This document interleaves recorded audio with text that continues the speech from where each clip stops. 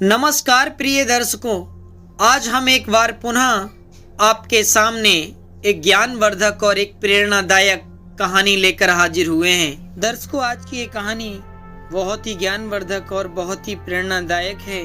गणेश जी और चूहे की कहानी। सभी हिंदू देवी देवताओं के अपने अपने वाहन हैं। आपने बेशक गौर किया होगा कि ये वाहन कोई न कोई पशु या पक्षी हैं, या इन पशु पक्षियों के देवी देवताओं के वाहन बनने के पीछे के कारण में जाएं तो उनका उत्तर कुछ पौराणिक कथाओं में मिलता है। शिव और पार्वती के पुत्र गणेश जी मूषक पर विराजमान होते हैं। उनका वाहन डिंक नामक मूषक है। गणेश जी की शारीरिक संरचना के विशिष्ट मूषक आकार में अत्यंत छोटा है। ऐसे में सवाल उठता है कि गणेश जी छोटे से जीव पर विराजमान क्यों होते हैं? वे इतने छोटे जीव को अपना वाहन क्यों चुनते हैं? इन सब का उत्तर भी हमें दो अलग अलग कथाओं में वर्णित मिलता है। आइए जानते हैं मूषक के गणेश जी के वाहन बनने के पीछे की कथा। प्रथम कथा ये घटना द्वापर युग की है और इस कथा का विवरण गणेश पुराण में मिलता है। एक दिन देवराज इंद्र के दरबार में गहन चर्चा चल रही थी। दरबार में उपस्थित सभी देवगण चर्चा में लीन थे। नामांकित क्रोच नामक गंधर्व अप्सराओं के साथ हंसी मजाक कर रहा था। जब देवराज इंद्र की दृष्टि क्रोच पर पड़ी तो वे क्रोधित हो उठे और उसे मूषक बन जाने का श्राप दे दिया। मूषक बना क्रोच स्वर्गलोक से पृथ्वीलोक में पराशर ऋषि के अजर में गिरा। स्वभाव से चंचल क्रोच ने ऋषि उम्र में उत्पाद मचा दिया। उसने मिट्टी के सभी पात्र तोड़ दिए। उसने अन्न का भक्षण कर लिया, ऋषियों के वस्त्र कुतर दिए और आश्रम की सुंदरता उजाड़ दी। मूषक के इस उत्पाद से पराशर ऋषि चिंतित हो गए और इससे प्राप्त हुई उपलब्धियों की प्रार्थना के लिए गणेश जी की शरण में पहुंचे। गणेश जी ने पराशर ऋषि की प्रार्थना स्वीकार कर ली और मूषक के रूप में क्रोच को पकड़ने के लिए एक तेज पास फेंका। पास के बंधन से बचने के लिए मूल लोग भाग गए। सर्वनाक पास ने पाताल लोक तक उसका पीछा किया और उसे बांधकर गणेश जी के पास लाकर खड़ा कर दिया। साक्षात गणेश जी को अपने सामने देख क्रोच बहुत डर गया और अपने प्राणों की भिक्षा मांगने लगा।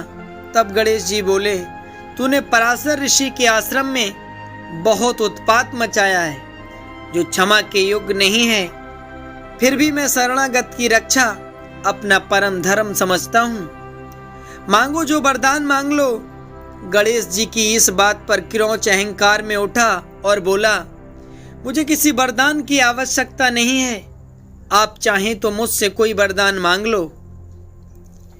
अहंकारी क्रोच के इस कथन पर गणेश जी मंद मंद मुस्कुराए और बोले, ऐसा ही सही है, मैं आपसे अपना वाहन बन जाने का वर मांगता हूं। क्रोच के पास कोई अन्य विकल्प ना था। अपने कथन के अनुसार वह गणेश जी का वाहन बन गया। गणेश जी जैसे ही मूषक रूपी क्रोच पर सवार हुए, उनके भारी शरीर से क्रोच दबने लगा। उसका सारा अहंकार चूर चूर हो गया। उसने गणेश जी से याचना की कि वे अपना वजन वहन करने योग्य कर लें। गणेश जी ने वही किया। उस दिन से मूषक गणेश जी का वाहन बन गया और सदा उनकी सेवा में लगा रहा। गणेश जी के वाहन के रूप में उनका नाम डिंक पड़ा। गणेश जी की मूषक पर सवारी स्वार्थ पर विजय का संकेत है। दूसरी कथा, गजमुखासुर नामक दैत्य ने देवलोक में उत्पात मचा रखा था। सभी देवता उससे तंग थे। एक दिन सभी देवगण एकत्रित होकर गणेश जी की शरण में पहुंचे और उनसे गजमुखासुर दैत्य से मुक्ति पाने हेतु प्रार्थना करने लगे। विश्व की रक्षा के लिए गणेश जी ने गजमुखासुर से युद्ध किया। इस युद्ध में गणेश जी का एक दांत टूट गया। इसी दांत से गणेश जी ने गजमुखासुर पर प्रहार किया, जिससे बचने के लिए गजमुखासुर ने मूषक का रूप धारण कर लिया और युद्ध स्थल से भाग खड़ा हुआ।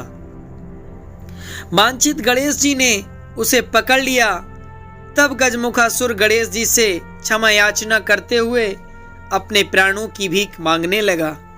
गणेश जी ने उन्हें क्षमा कर अपना वाहन बना लिया। तो दोस्तों, आपको गणेश जी की और चूहे की ये कहानी कैसी लगी, हमें कमेंट में जरूर बताना। और ऐसी ही तमाम वीडियोस देखने के लिए हमारे इस YouTube चैनल को सब्सक्राइब जरूर करना।